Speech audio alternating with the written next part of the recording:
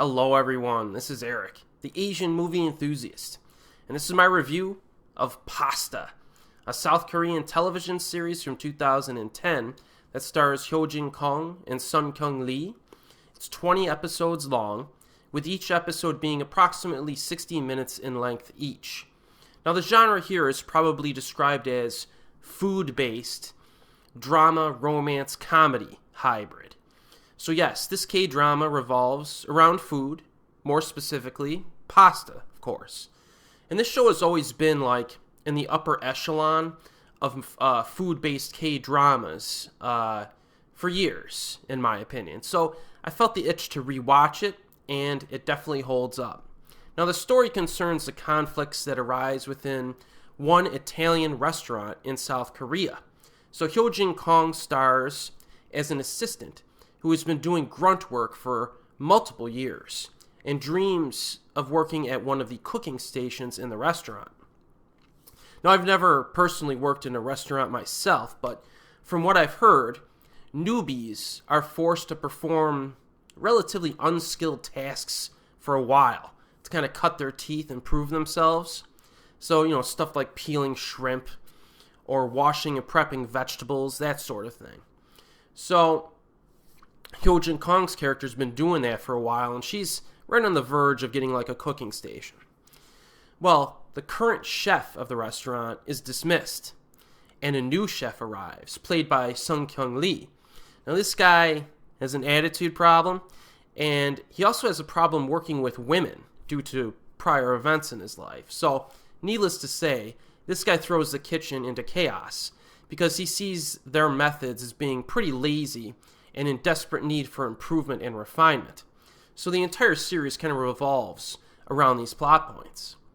Now, one of the things I like most about this K-drama is that it focuses heavily on the cooking and customer service aspects of this high-end, fancy Italian restaurant. Now, this includes like the hectic, stressful nature of a busy kitchen while the orders are piling up and problems are arising. And these high-pressure situations definitely help to make this K-drama fast-paced and fun to watch.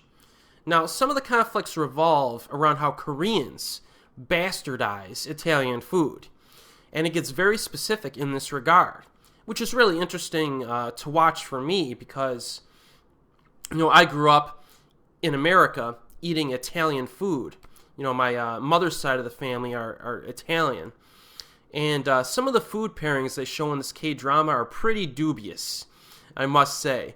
Some of the food combinations that Koreans, I guess, like to eat in their Italian restaurants are pretty mind-boggling. Like, look out for the Korean pickle fiasco, which is a great subplot to the show. There's a lot of detail in Pasta regarding food preparation as well, which I absolutely love. So this show is almost always focused on the food aspects. Unlike some of the lesser food-based K-dramas like Delicious Proposal or King of Baking, which tended to either abandon the food aspects for periods of time or take a kind of a shallow perspective on the cooking. No worries about that with Pasta. This show delivers in its food content. The other thing that works really well are the characters, because most of them are multidimensional. This actually has a pretty good script. And I would say that one way you'll recognize this is that some of the characters are not likable at first, but become more likable later on as you learn about them, and vice versa.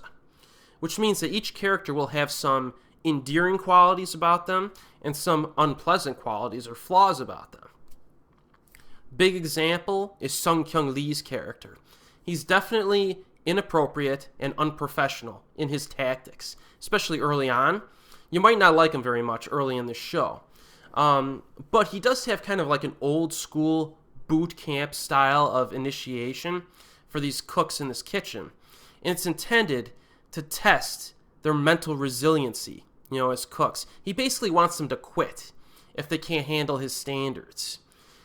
His methods are questionable, but it's fun to watch him whip the cooks into shape, even if he's a jerk doing it. And in many cases, he's actually justified in his actions because the cooks will screw things up themselves. And the kitchen, it's a high-end Italian restaurant, but there's a lot of improvement that can still be made, right? So I actually ended up really liking his character, and Sun-kyun Lee is totally convincing in the role. He carries himself like a master chef, and he really seems to know what he's doing.